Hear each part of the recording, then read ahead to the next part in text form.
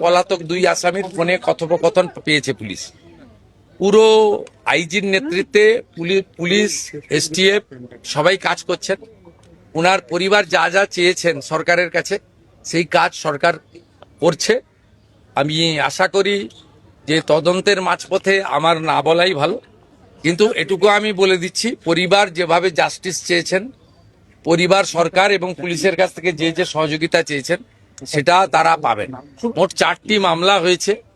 একটি এই জঘন্যতম অপরাধের মামলা ছাড়া আরো 3টি মামলা হয়েছে। সম্ভবত আমি এখনই বলবো না, আমি কাউকে ক্লিয়ারেন্স দিতে চাই না, পুলিশ বলবে। যেটা মব লিঞ্চিং হয়েছে, এর পিছনে একটা কমিউনাল অ্যাঙ্গেল ছিল। রেল লাইনে যেভাবে রেলপথকে উপড়ানো হয়েছে, আমাদের অতীত ইতিহাস মনে পড়ছে।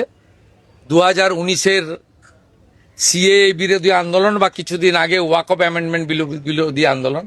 তৃতীয় হচ্ছে সিআরপিএফ এর 2 জন জওয়ান আহত হয়েছেন, একটা পুলিশের গাড়িকে জ্বালানো হয়েছে। আপনারা নিশ্চিন্তে থাকুন, প্রথমটার তো বিচার দেব, ক্যাপিটাল পানিশমেন্ট দেব। ওর বাবা যা যা চেয়েছে সব করবে মুখ্যমন্ত্রী। সাথে সাথেই ফোনে কথা বলেছি এবং আমি খুশি যে ওনারা আমার আস্থা রেখেছেন। বাকি 3টে বিষয় যারা যুক্ত, যারা অতৃপ্ত আত্মা, ভোটে হেরে যারা ঘরে ঢুকে গেছিলেন, এখনো ঢুকে আছেন, এই তিনজন মিলে এই যে 3টে কাণ্ড করেছে না, এদেরকেও কিন্তু ভুগতে হবে। এমন ভোগাবো বুঝতে পারবে।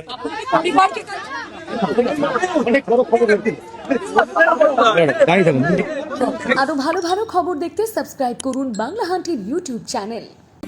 বাংলা হান্টের আরো খবর দেখতে নজর রাখুন। বাংলা খবর মানেই বাংলা হান্ট।